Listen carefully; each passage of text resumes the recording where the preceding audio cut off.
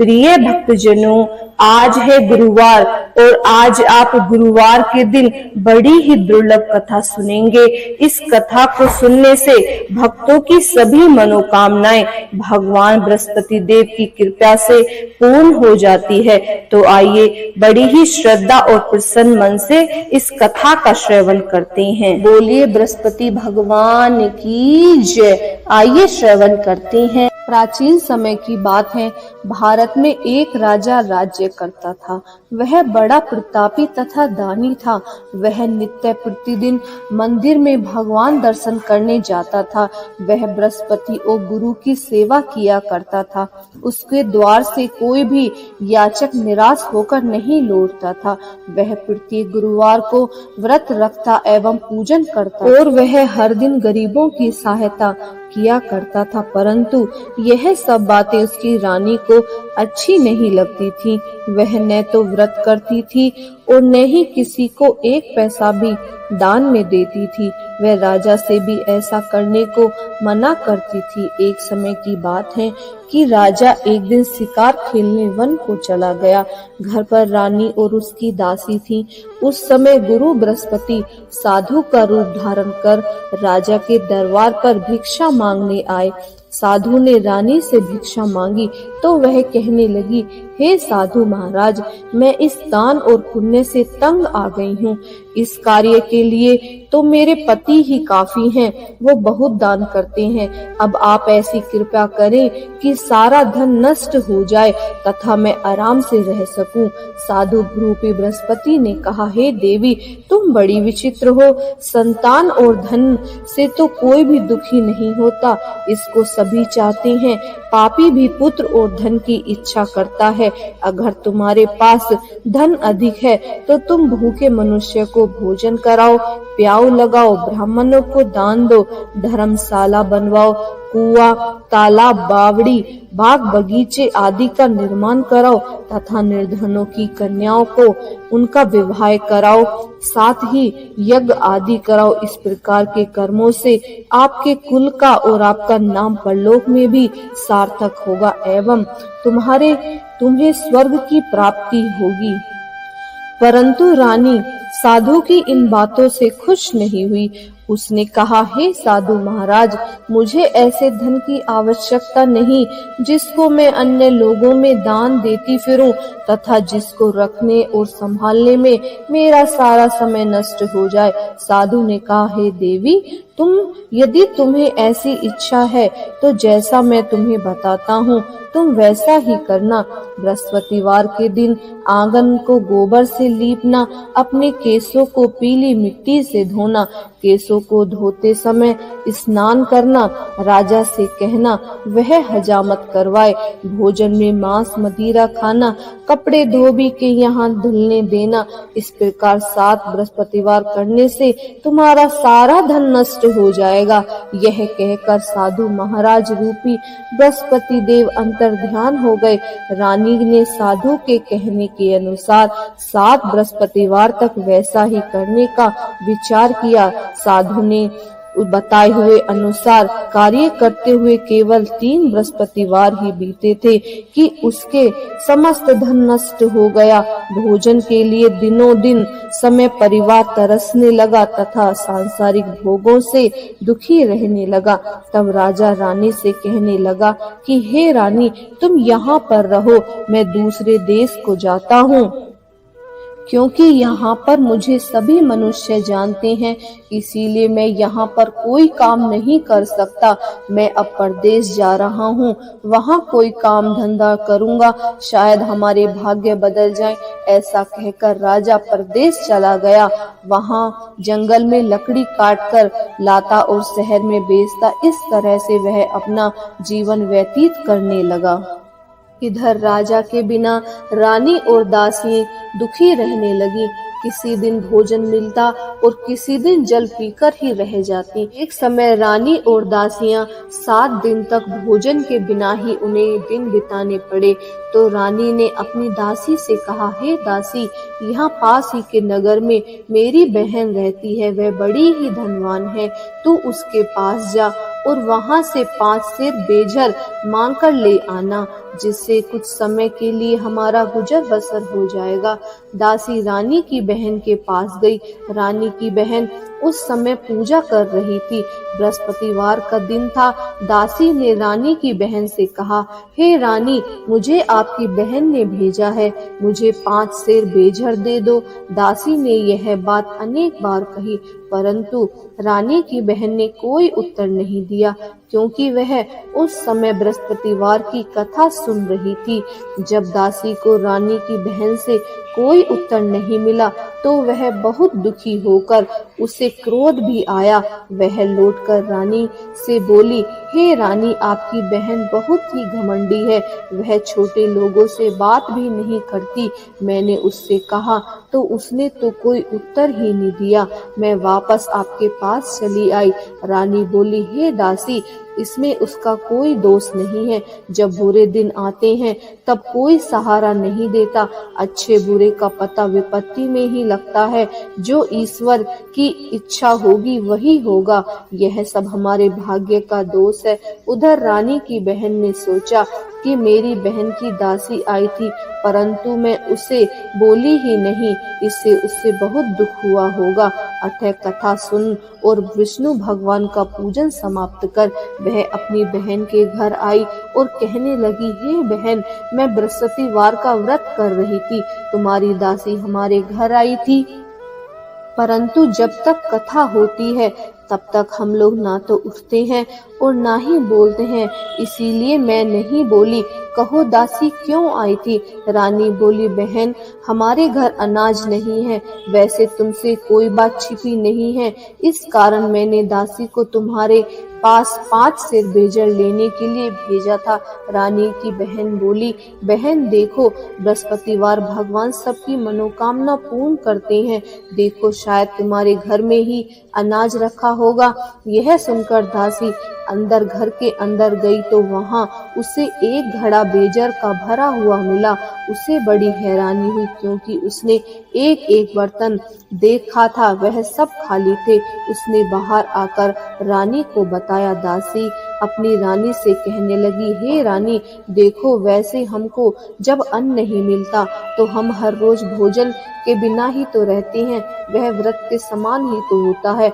अगर इसमें इस व्रत की विधि और कथा पूछ ली जाए तो उससे हमारा भी क्या पता भला हो जाए।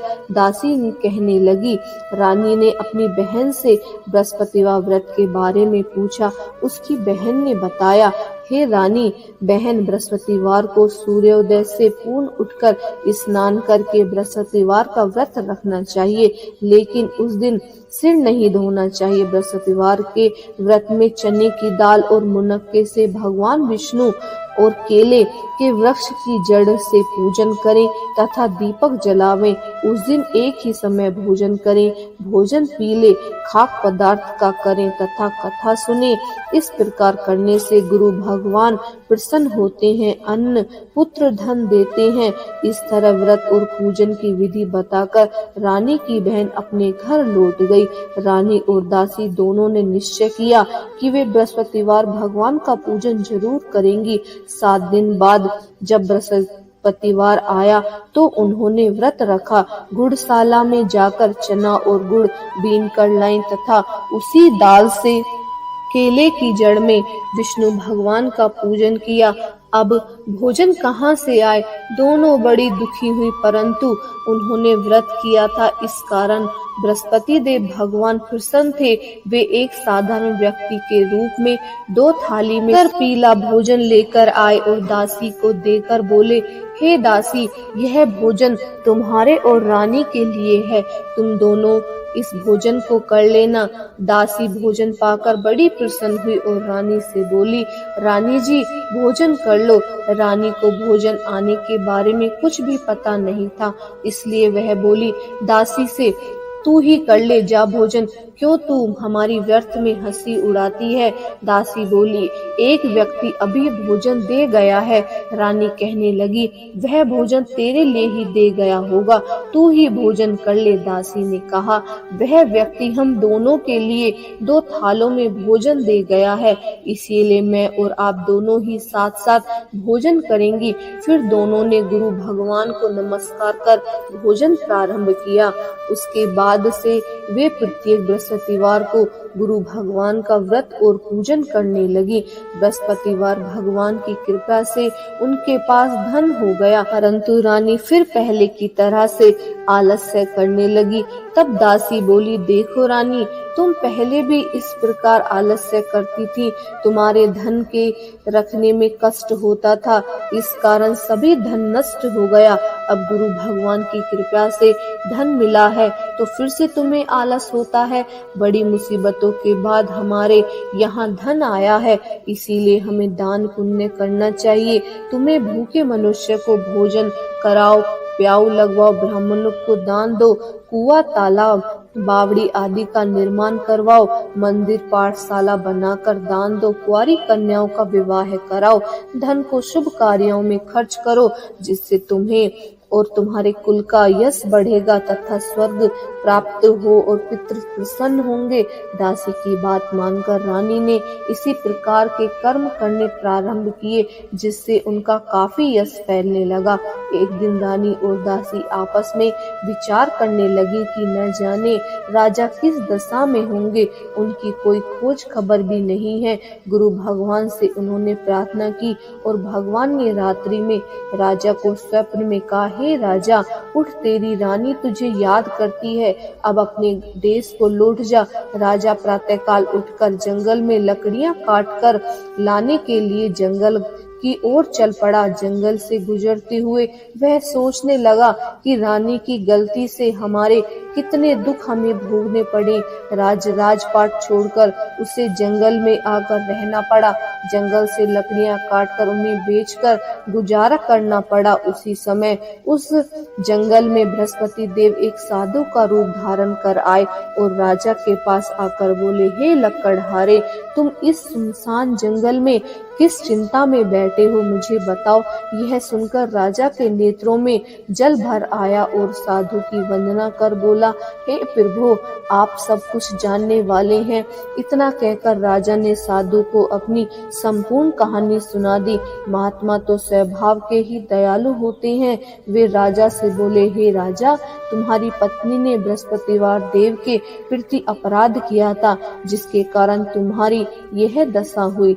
अब तुम किसी प्रकार की चिंता मत करो, भगवान तुम्हें पहले से अधिक धन देंगे। देखो, तुम्हारी पत्नी ने बृहस्पतिवार का व्रत करना आरंभ कर दिया है। अब तुम भी बृहस्पतिवार का व्रत करके चने की दाल व गुड़ और जल को लोटे में डालकर केले के पत्तों से भगवान विष्णु का पूजन करो। फिर कथा कहो या सुनो, भगवान तुम्हारी सब मनोकामनाओं को पूर्ण करेंगे। साधु को प्रसन्न देखकर राजा बोला, हे प्रभु, मुझे लकड़ी बेचकर इतना पैसा भी नहीं बचता जिससे भोजन करने के उपरांत कुछ बचा सकूं। मैंने रात्रि में अपनी रानी को व्याकुल देखा। हे, मेरे पास कोई धन नहीं, इससे समाचार जान सकूं। फिर मैं बृहस्पतिवार की कौन सी कहानी कहूँ या सुनूं, मुझे तो कुछ भी मालूम नहीं है। साधु ने कहा, हे राजा, तुम किसी बात की चिंता मत करो। बृहस्पतिवार के दिन तुम रोजाना की तरह लकड़ियां लेकर शहर में जाओ। तुम्हें दुगना, रोज के से ज्यादा दुगना धन प्राप्त होगा, जिससे तुम भली भांति भोजन कर लोगे तथा बृहस्पति देव की पूजा का सामान भी आ जाएगा। बृहस्पति देव की कथा इस प्रकार है, आइए सुनते हैं। प्राचीन काल में एक बहुत ही धनवान ब्राह्मण था। उसके कोई संतान नहीं थी। वह नित्य पूजा पाठ करता था, परंतु उसकी पत्नी बहुत मलिन के साथ रहती थी। वह न स्नान करती थी और न ही किसी देवता का पूजन करती थी। प्रातःकाल उठते ही सर्वप्रथम भोजन करती, बाद में कोई अन्य कार्य करती थी। ब्राह्मण देवता बहुत दुखी रहते थे, पत्नी को बहुत समझाते थे, किंतु उसका कोई परिणाम न निकलता। भगवान की अनुकंपा से एक समय उस ब्राह्मण की पत्नी गर्भवती हुई और 10वें महीने में एक सुंदर कन्या को उसने जन्म दिया। निर्धन ब्राह्मण कन्या के जन्म से बहुत दुखी हुआ। धीरे धीरे ब्राह्मण की कन्या बड़ी होने लगी। बचपन से ही उस कन्या की रुचि भगवान विष्णु की पूजा में थी। वह प्रातः उठते ही स्नान आदि करके भगवान विष्णु की पूजा करने मंदिर में जाती थी। बृहस्पतिवार को व्रत करके विधि विधान पूजा पाठ करती थी। पूजा पाठ के बाद वह पढ़ने के लिए पाठशाला में जाती थी। घर में चलते हुए वह मुट्ठी भर जौ साथ लेकर जाती और पाठशाला के रास्ते में थोड़े थोड़े जौ गिराती जाती थी। वह जब पाठशाला से घर लौटती तो जौ के वह दाने सोने में बदले हुए मिलते थे। लड़की सभी सोने के दाने बीन लाती थी। एक दिन जब वह सोने के दानों को साफ कर रही थी तो उसकी माँ ने कहा, बेटी, सोने के दाने साफ करने के लिए सोने का सूप भी तो होना चाहिए। अगले दिन बृहस्पतिवार था। उसने भगवान बृहस्पति देव की पूजा करते हुए प्रार्थना की, हे भगवान, यदि मैंने आपका व्रत विधि विधान से किया हो तो मुझे सोने का सूप दे दो। भगवान बृहस्पतिवार देव ने उसकी मनोकामना पूर्ण करने का वचन दिया। पाठशाला से लौटते समय उसे रास्ते में सोने का सूप पड़ा हुआ मिला। घर लौटकर सोने का सूप अपनी माँ को दिखाकर वह सोने के दाने साफ करने लगी। उसी समय नगर का राजकुमार उसके घर के पास से गुजर रहा था। उस सुंदर लड़की को सोने के सूप में जौ साफ करते देख राजकुमार का उस पर मन मोहित हो गया। महल में लौटकर राजकुमार ने राजा से उस लड़की के विवाह करने की इच्छा प्रकट की तो राजा ने ब्राह्मण को महल में बुलाकर राजकुमार से उसकी लड़की के विवाह की बात कही। ब्राह्मण तैयार हो गया। धूमधाम से उस लड़की का विवाह राजकुमार से हो गया। दुल्हन बनकर ब्राह्मण की लड़की महल में चली गई। लड़की के चले जाने से ब्राह्मण फिर निर्धन हो गया। उसे कई कई दिनों तक भोजन नहीं मिलता था। वह बहुत दुखी होकर ब्राह्मण एक दिन अपनी लड़की के पास गया। उस अपने पिता से निर्धनता का समाचार सुनकर उसे बहुत सा धन देकर पिता को उसने विदा किया। उस धन से ब्राह्मण के कुछ दिन तो आराम से गुजर गए, लेकिन जल्दी ही फिर भूखे मरने की हालत हो गई। ब्राह्मण अपनी लड़की से धन लेने के लिए फिर महल में पहुंचा। लड़की ने पिता की बुरी हालत देखकर कहा, पिताजी, आखिर आप कब तक मुझसे धन लेकर अपना जीवन व्यतीत करेंगे? आप कोई ऐसा उपाय क्यों नहीं करते जिससे आपका घर धन धान्य से भर जाए?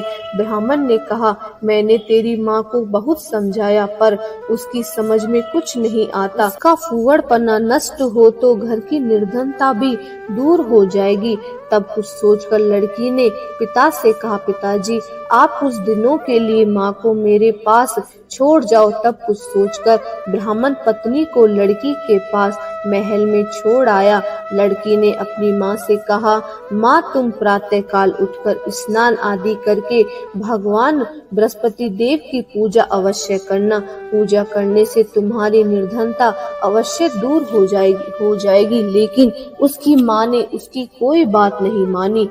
तब क्रोधित होकर लड़की ने अपनी माँ को एक कक्ष में बंद कर दिया। सूर्योदय के समय माँ को उठाकर जबरदस्ती उसे स्नान कराया और फिर मंदिर में ले जाकर भगवान बृहस्पति देव की पूजा कराई।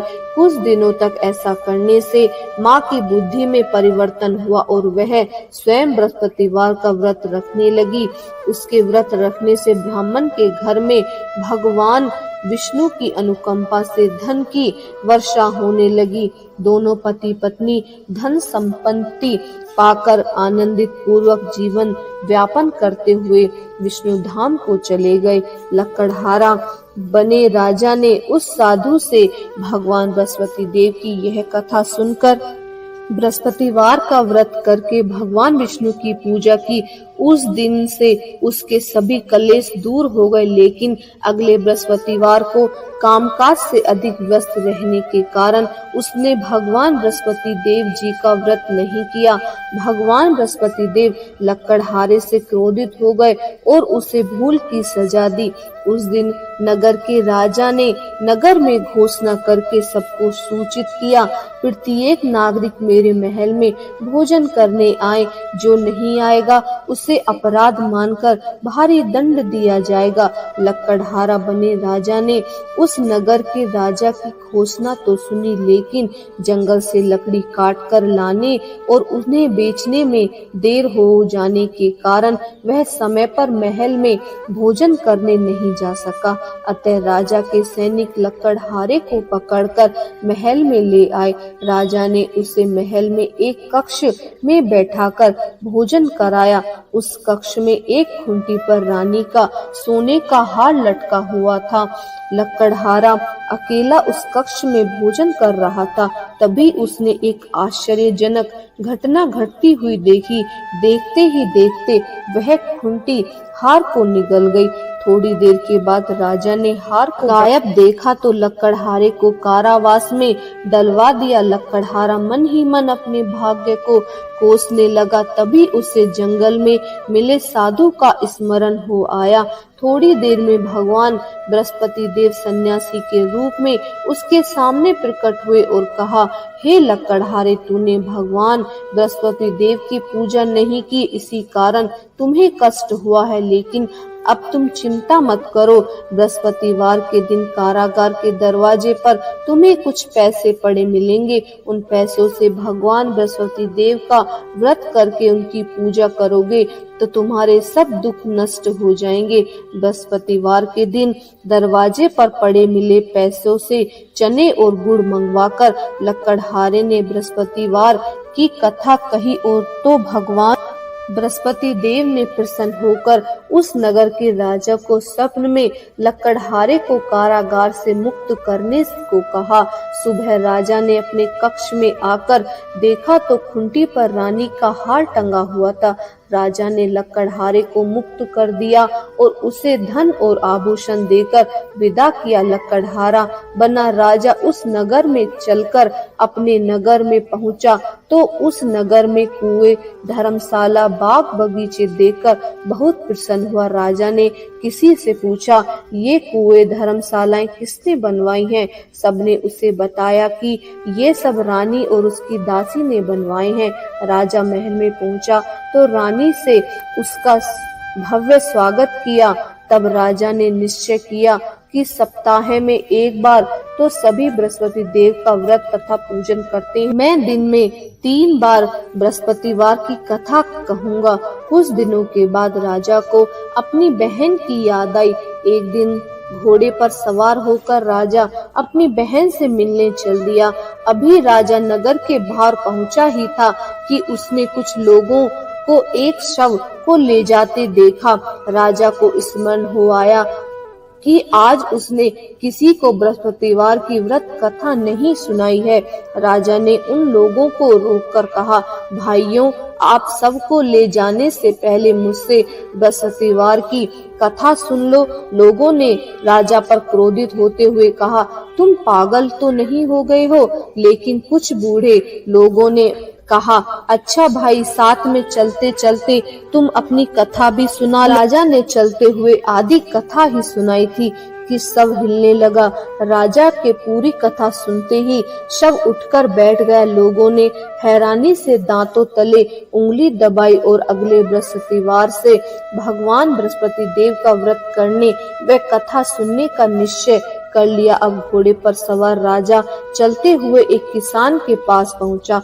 किसान अपने खेत में हल चला रहा था। राजा ने कहा, अरे भाई, मुझसे बृहस्पतिवार का कथा सुन लो। किसान झुंझलाकर बोला, अरे भाई, देख नहीं रहे हो, जितने देर तक तुम्हारी कथा सुनूंगा उतनी देर में तो मैं पूरा हल चला लूंगा। राजा निराश होकर चलने लगा। तभी किसान के बैल लड़खड़ाकर जमीन पर गिर पड़े। किसान के पेट में भी जोर का दर्द होने लगा। उस किसान की पत्नी जब खाना लेकर आई तो उसने किसान से इस बारे में पूछा। किसान ने घुड़सवार की पूरी कहानी सुनी। किसान की पत्नी दौड़ती हुई राजा के पास पहुंचकर हाथ जोड़कर बोली, भैया, मैं तुम्हारी कथा सुनने को तैयार हूँ। राजा ने उसके साथ खेत पर पहुंचकर बृहस्पतिवार की कथा सुनाई। तभी बैल उठकर खड़े हो गए। किसान के पेट का दर्द भी तुरंत ही ठीक हो गया। राजा अपनी बहन के घर पहुंचा तो उसकी बहुत आव भगत हुई। अगले दिन सुबह उठकर राजा ने देखा कि घर के सभी लोग भोजन कर रहे हैं। किसी भूखे को बृहस्पतिवार की कथा सुनाए बिना राजा भोजन नहीं करता था। उसने बहन से कहा, बहन, क्या घर में कोई ऐसा व्यक्ति नहीं है जिसने अभी तक भोजन न किया हो? उसकी बहन बोली, भैया, हमारे घर में तो क्या आपको पूरे नगर में कोई ऐसा व्यक्ति नहीं मिलेगा जिसने सुबह सुबह भोजन नहीं किया हो।